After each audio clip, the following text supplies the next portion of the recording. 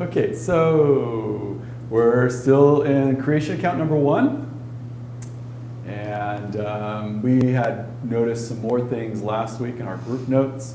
We noticed verse 22, this fruitful and multiply. Things are going to be able to continue their act of creation. The question about what in the world is a vault came up again. And the people, unfortunately, the last group of people who asked it aren't here this evening because we're going to talk about it maybe. There was a recognition that there was a difference between God versus Spirit of God.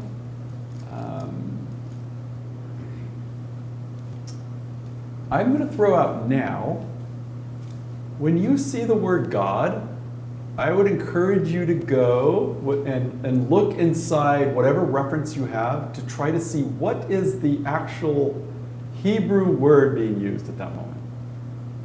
And is it the same Hebrew word throughout?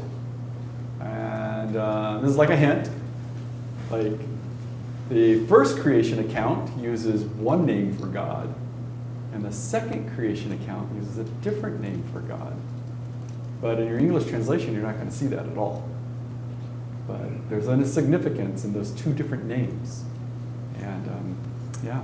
What do you mean by the two different creation accounts? You're talking about chapter 1 and chapter 2? Yeah, chapter 1 and chapter 2. It's like chapter 2 is talking about creation again from the beginning. Right. It's like another creation account. And then we'll see places where it looks like creation all over again, but it's something else that's happening, like the flood. It's kind of a creation account, but that's a very different thing. We'll get to that later. But yeah, the chapter 1 and chapter 2 are basically two creation accounts. And we'll talk much more in detail when we get to chapter 2 about that. But it is, generally speaking, it is a good practice when you see God to look and see which term, or Lord, because Lord can actually be a bunch of different lords, and those have different Hebrew terms, and those names, we will talk about them because the names are very significant. There's a meaning behind them, there's attributes behind the different names of God and what they represent. And if you're, if you had a kid who came up to you and said, "Daddy, can I have a new toy?"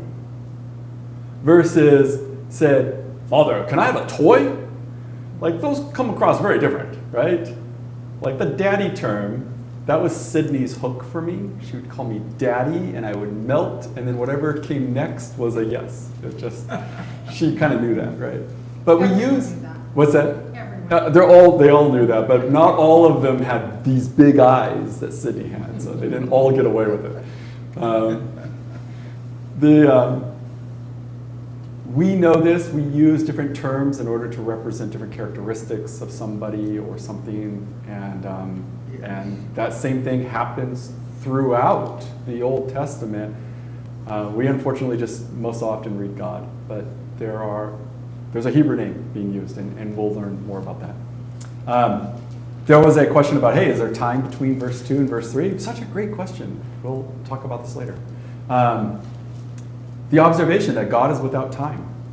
So he gave evening and day for his creation. He created time. And there was the observation that he created time and it was good. Like, time itself was good. And I don't remember what this was now. This is the problem with taking bad notes and then trying to read them later.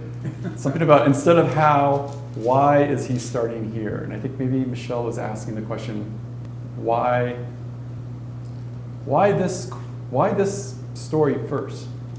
And I want to come back to that later today. How questions instead of why questions, or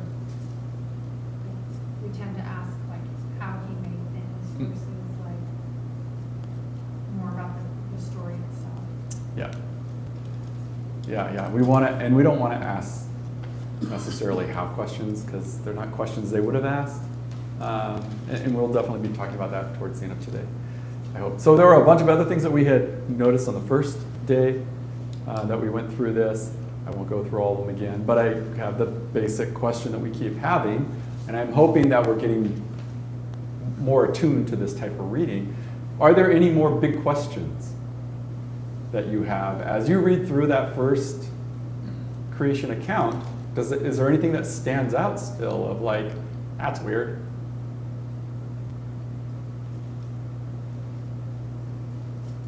I guess, something I noticed, I guess it's really not really directly an answer to your question there, as far as being weird.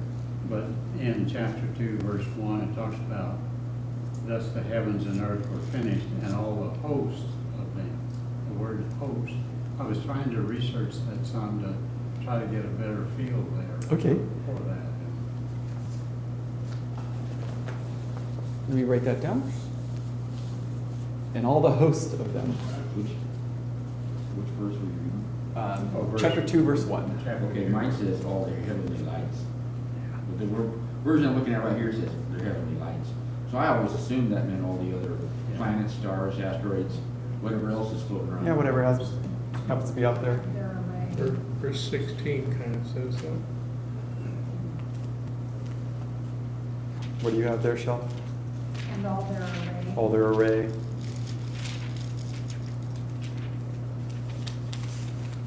As we call it, the backwards Bible. And all their array. Oh, you're looking in your backwards Bible. Perfect. NASB says, and everything that was in them. Okay. Or not NASB, yeah. Sorry. The net. Anything else that anybody else noticed?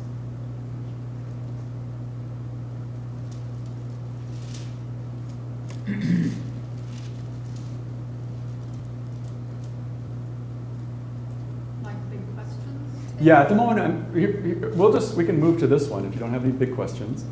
We got little questions too. We've talked a little about it, but it seems to me right now more significant than it did when we talked before. He's created all of this, and already the reproduction of itself is in the process. Okay. The idea that there's a method whereby it's going to reproduce itself and regenerate itself and keep on moving is already settled in the very system. Okay, yep. Built into the system. Okay. Now, the animals would have had a rougher time. The lions wouldn't have had very many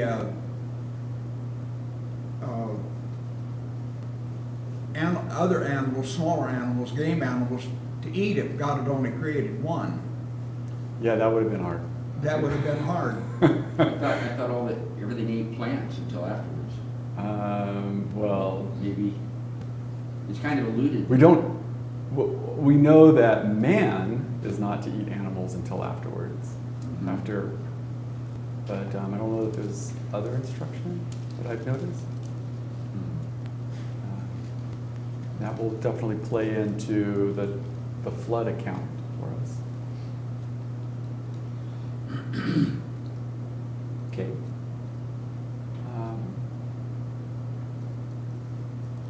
I'm going to throw out a big question. I'm going to throw out Michael's big question. All right? Phil can answer it for you. How many of you believe that God can create the entire everything that we know in 6 24-hour days? How many of you believe that God could do it then in one day? So why 6 days? As long as you say how many believe that God can. See, to me, this is actually a question. In the same sense as, if you remember when I preached on the Exodus, why 10 plagues? Like, there did not have to be 10 plagues. Didn't have to be any plagues, to be quite honest. But you could have picked a variety of those different plagues that even occurred. Like the plague of darkness, the Hebrews can see and like everybody else can't. Well, just leave. What are you doing hanging around? Now is the perfect time to exit, right?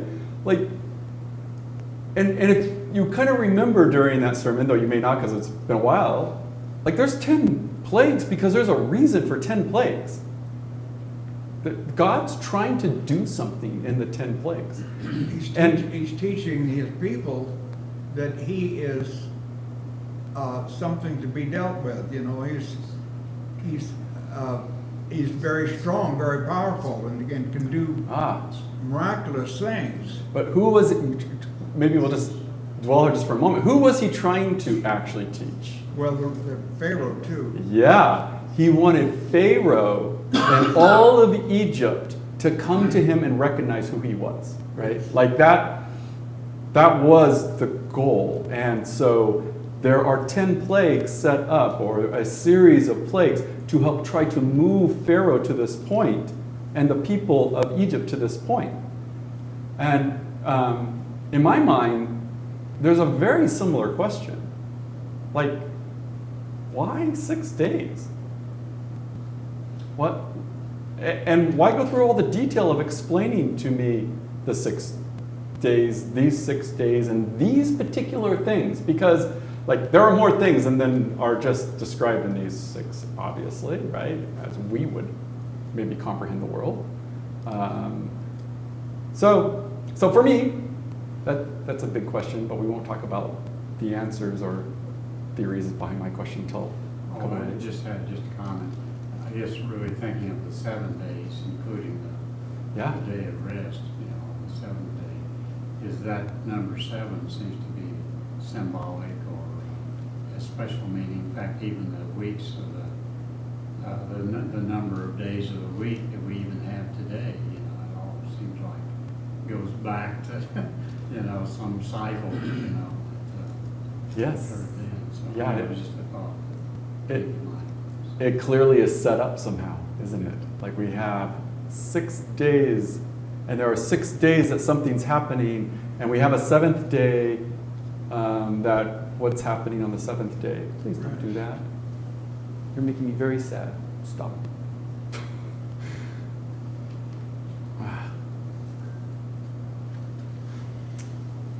Technology is just awful.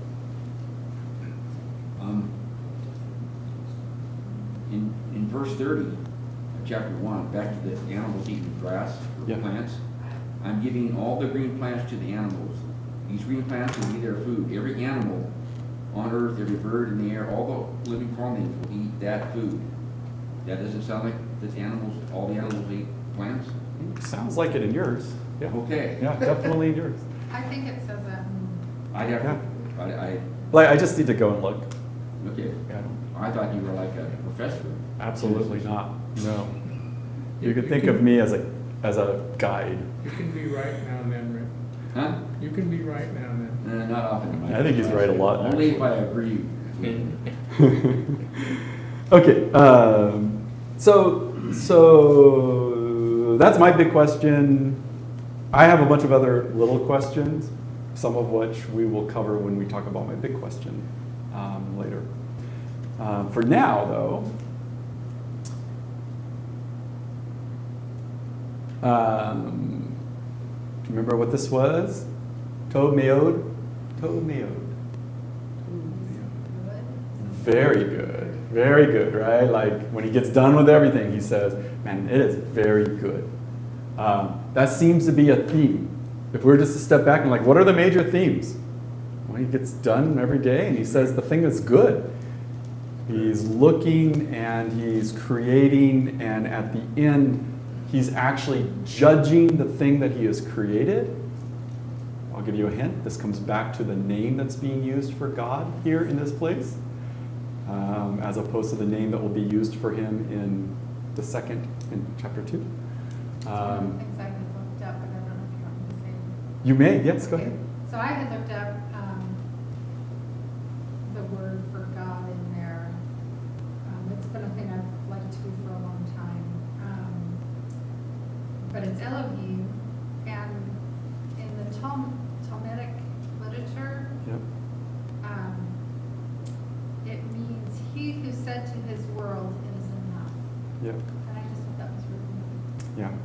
So it has, In it. Yeah, there are various meanings to it, and one of which is, to his world, it is enough.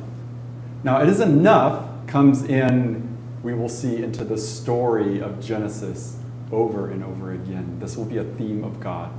In essence, that is what day 7's about. It's enough. I'm done creating. I don't need to create anymore. It is enough of what I have. The message to Eve, what I have provided to you is enough. You don't need that other thing. What you have and what I have given is enough.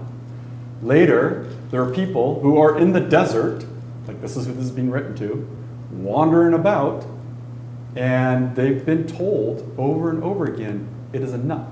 I've given you enough manna. You don't need more than that. Take that. God always provides enough. Not more than you need, but what you need. I just preached a sermon with that title. I wish you guys would have told me this Told you that beforehand. before?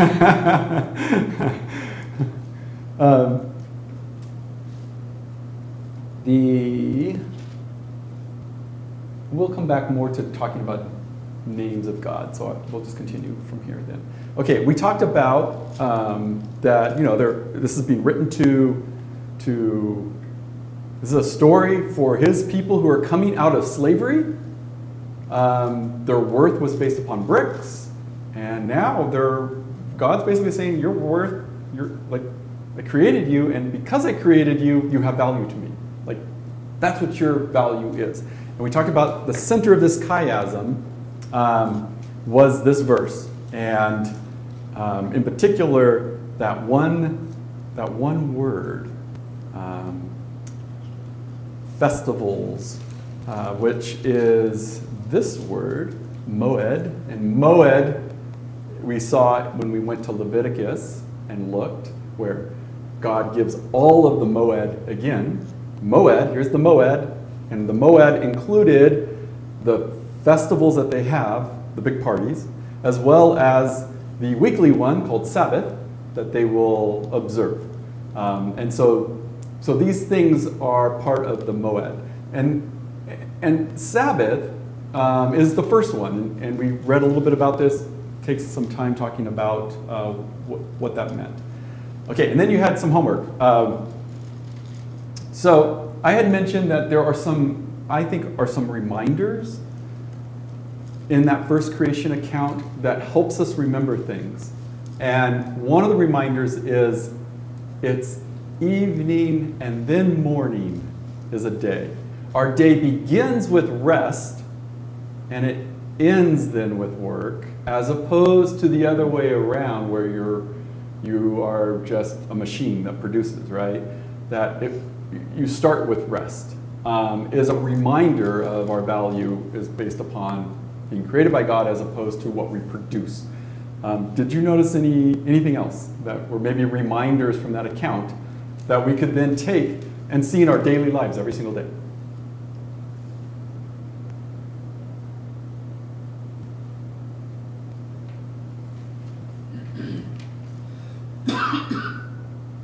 If we can see it, just the idea that it was good. Uh-huh. Okay, and what are some of the things that he calls out as good? Everything he built. Okay, let's just name a couple of them. Okay. Light and dark. Okay, light and dark. And maybe the separation is the issue. Dark really has its value. He uses it valuably. Yeah, absolutely. But Yeah. as opposed to light, light is far excelling. Okay, so we have light and dark, and he separates the two, and we've got two things, and not the absence of light being dark, but the way it's written is it's a thing itself, and that's good. Well, to me, that's actually a reminder, like a very subtle reminder, but like, I turn lights on in my house, and something's illuminated with light, and I can think about, God created light, and like, this is like goodness that I'm being, at the moment, I'm being exposed to goodness, right? Is darkness the absence of light? Is it actually something? Well, the way it's written in the creation account, it is a thing, as opposed to the absence of light. Yeah. So we're not going to go there. We're not going to talk about that for sure in this round, but we might talk about it some other round when we come back around again. What's another thing? Well, he separated the seas from dry land, so Okay. we would be protected from the waters, the flooding. All right. So simply like looking at the dirt and the earth, Yeah. or seeing the ocean should remind you of God separating and the goodness that was in that, right? How about other things? Animals, Animals. birds, animals. Seeing animals, hearing the birds in the morning, seeing these different things remind us again that God is created goodness, good things. He makes good stuff, or at least he thinks it's good. When he judged it, he's like, yeah, it's pretty good stuff. Okay. Animals are fascinating. If you study them a little bit and take a little pains. I love to watch those zoo shows where they go in the background and behind the scenes Yeah. and operate on those animals and everything, and they get to be so loving. Yeah. They Yeah. treat those doctors and nurses just like they were parents. They kind of are, I guess, aren't Yes. they? And It's amazing. I think part of what we get out of the creation account is, in essence, a reminder in our daily life that God created things that are good. Amen. I think that's like a key message that comes out of it. A key message is the fact that your value is not based upon the work that you perform, but the fact that I've created you. I want you to party. There's going to be some rest. We'll talk about that here in a second.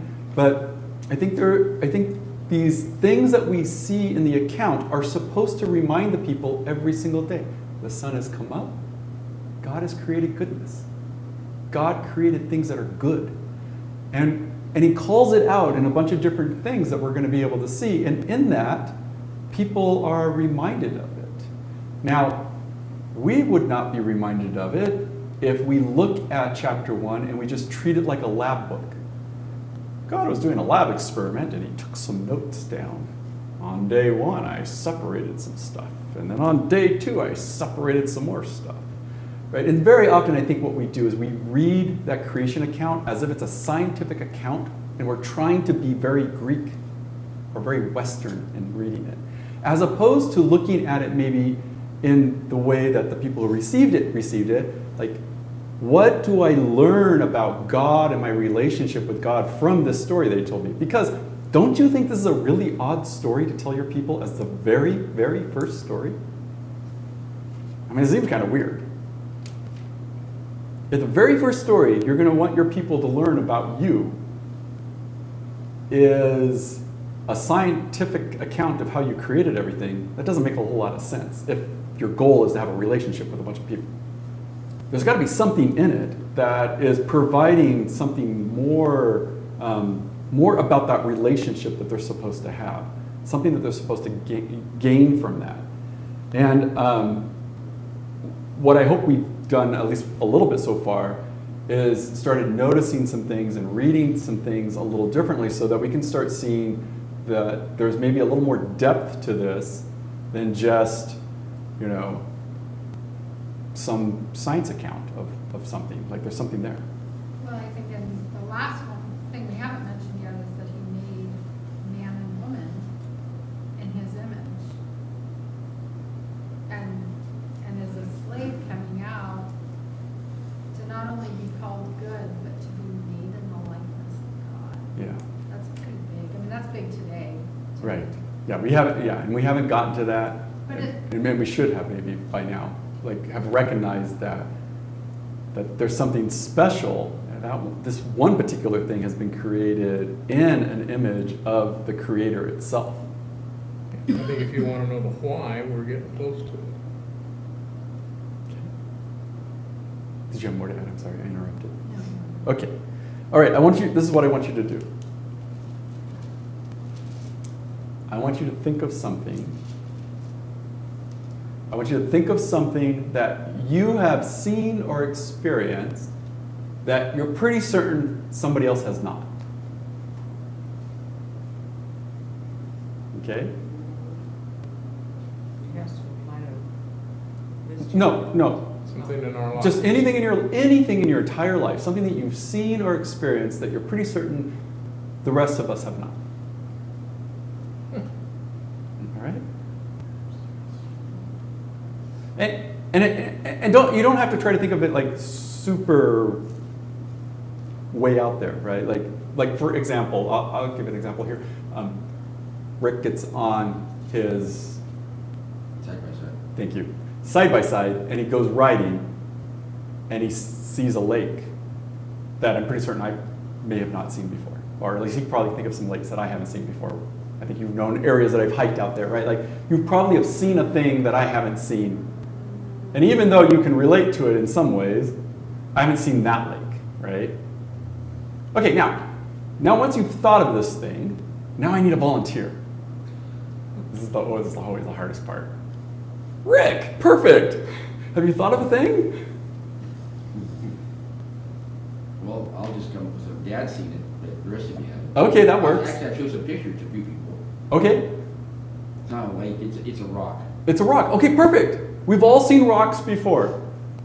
But we don't have any clue yet when he says a rock, what we're looking at yet, right?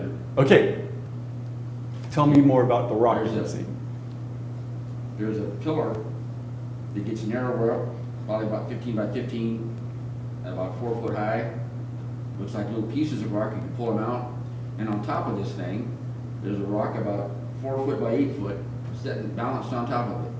Okay. Sitting up there. That's pretty wild, actually. It's pretty cool to see it. That actually sounds very neat. Okay, so Rick did a really good job as he was describing it. He used the word pillar. We had to know what a pillar was, and he used some measurements, but we're all familiar with those measurements, right? And I don't know about you, but I have a picture in my head of what Rick is describing. It may not match perfectly, but I've got kind of an idea, enough of one that think that that's actually pretty cool. I'd like to see it. He'll take you up there. And I'm sure he probably would. Yes, I'll just have to pay for gas or something like that. Yeah. You see, You just have to bring your own lunch. Bring my own lunch. Perfect. Sounds great. If you're trying to describe a thing, you have to draw on stuff that we know, like a language that we understand, and when we're trying to describe it, right? And this has to do with that word vault that's in there. Like some of it's vault, sometimes it says expanse. Depends upon what your version is, right? Expanse. Firmament is another variation. Imagine you're God trying to explain to a bunch of people what creation might have looked like. In particular, the separation of whatever this thing is, where there's like waters above and waters below, and there's something in between. Like, what words do you use to do that? How do you describe something in the creation process? How do you take a thing that you're trying to explain to somebody and explain it in a way that they can understand what it is that you're talking about? And the way that we do that, because we do it all the time, we draw on stuff that we can describe that you and I might both in common understand. It's, by the way, also why we have trouble reading Revelation. Because when we read Revelation, it is a vision that somebody wrote down trying to describe, like, have you ever tried to describe a dream? It's really complicated, right, to describe your dream. Why? Because you have images in your head that now you have to somehow relate using language that aren't, they're not pictures. I got language now I have to use to try to describe what I just saw. And we have to find some common ground of what the language might mean and the terminology that we're using. And so you can imagine God writing this down, telling Moses, so here's an account for you of what happened, and I got to try to now describe this in some words that you understand. And I'm just going to state at the moment, and we'll talk more about it, but for the moment, I'm just going to state, I don't think God's trying to tell us how he created the world. Like, in fact, I think we all know that from the point of view of, like, it's pretty sparse. It doesn't say a whole lot, right? I how did he separate those two things? How did he create the animals? How did he? Oh, I'm asking all the how questions again, right? And that's, I think when we get in trouble, we ask the how questions as opposed to, why is he telling me this story? What about this story is neat and important? Okay, so that's something for us to think about. We get to the last day, day 7, and it really relies upon this idea of God gets there and he looks around and everything that he's created is very good.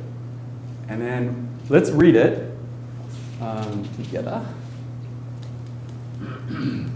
So, chapter 2, verse 1. Thus the heaven and the earth were finished, and all their array. By the 7th day, God completed his work which he had done. And he abstained on the 7th day from all his work which he had done. God blessed the 7th day and sanctified it, because on it he abstained from all his work which God created to make. All right. So God gets to the 7th day.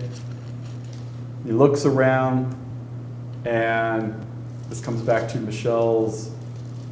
He's the God who, to his creation, says, it's enough. I'm done. I'm done. I don't have to do any more. I've finished.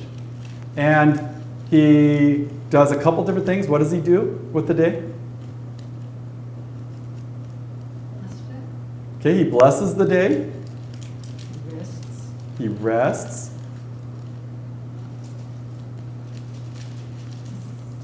Stopped, ceased. Okay, he ceases. One more word in there. Sanctified. Sanctified it. Blessed and sanctified. Okay, so he's done two things. Blessed it and sanctified. We talked about moed. Moed in space. Do you remember what that term, there was moed in time, and there's moed in space. In space, if you use the term moed, space being like what were the stuff around us, we could build a moed. What would the moed be? That was the tent of meeting, was the moed. So in space itself, the moed is the tent of meeting. But in time, the moed is Sabbath or Shabbat. So it is that day of rest, always one of the moeds, the one that happens frequently every week. So let me ask you this question. What do you think of when you think of Shabbat or Sabbath?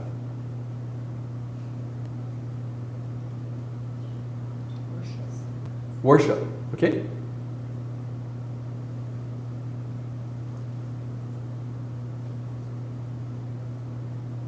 Well, I keep going back to what Jesus told the Pharisees, is that Sabbath was created for man, not man for the Sabbath. Okay. So it changes how I think about Sabbath if I just read the Old Testament. Yeah, A okay. little bit, because it wasn't just, it was so man could rest. All right. It wasn't just for everything else that everybody thought it was. Okay. But that's like that. So. Yeah. So Jesus pulls in puts them back on track again. The reason it exists is for man. Yeah. But God didn't create man for the Sabbath itself. But he created a Sabbath and he gave it to man. What else? So we think of rest, which is, if you think about it, is pretty darn cool. Like you've been a slave your entire life, and now suddenly this God who rescued you says, guess what? You get a day a week off. Not only do you get a day a week off, I don't want you doing anything at all on that day. No work. In fact, who can't do work on that day? Anybody. Yeah, anybody. If you have a servant or a slave, they can't do work. Who else can't do work?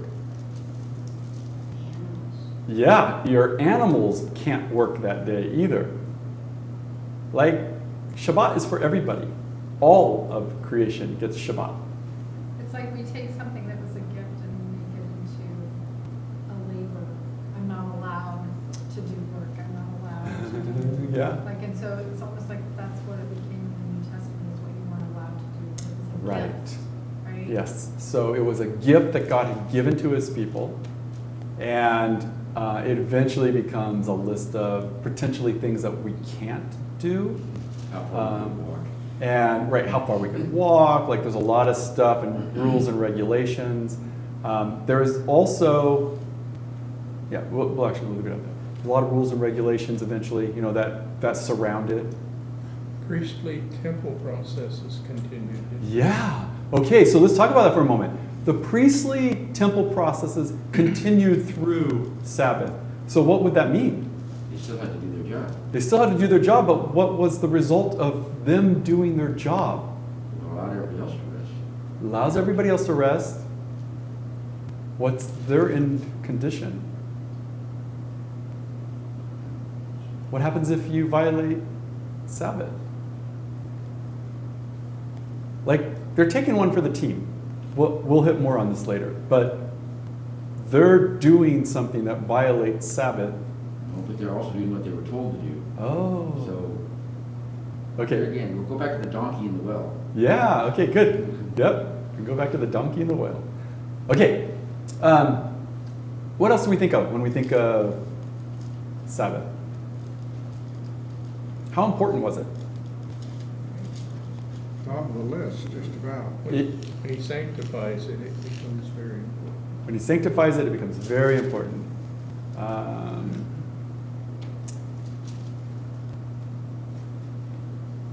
Instead of me just continuing to pull from you, let me give you what your homework is, because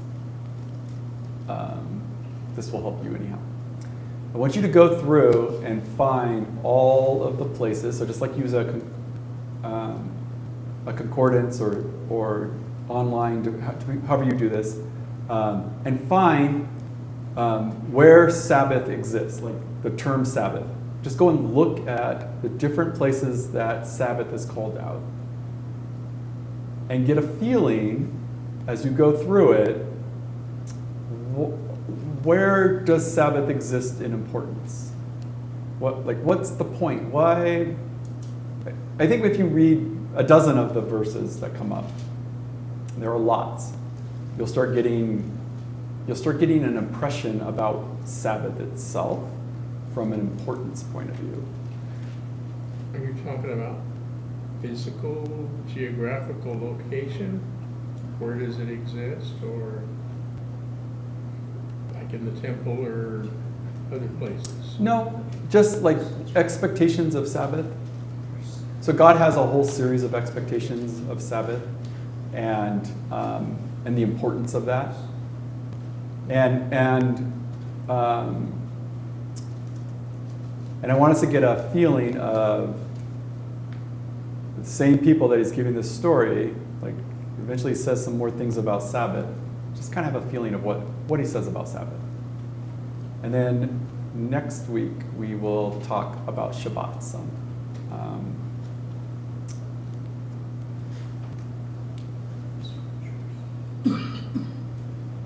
So one of the interests, I'm going to set you up with this now, and then we'll start off next week with it again as a reminder. One of the things I've found in my life is some amount of my journey in my faith, it was all about what I didn't have to do.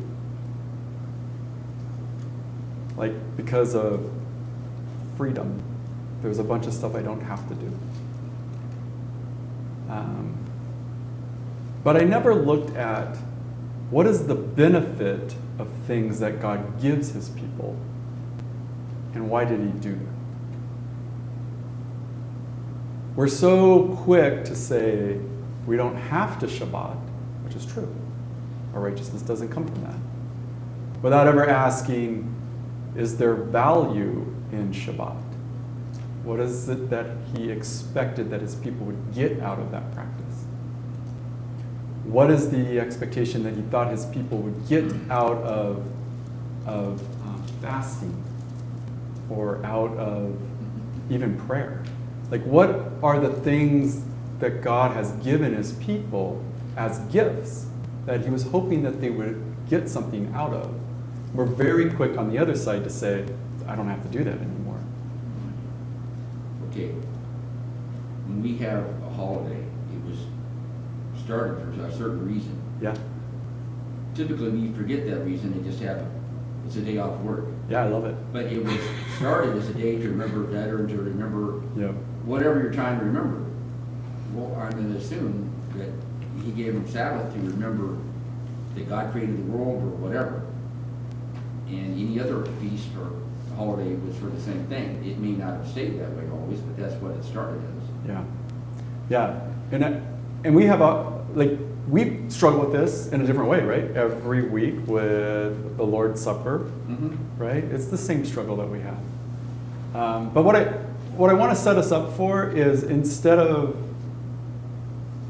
and I do recognize this is not easy, instead of constantly thinking about what we are freed from and don't have to do, think of what was the value in the gift that God had given to his people, and is there something in that that we could still could get value from as a gift from God. And so we're going to talk about Shabbat next week,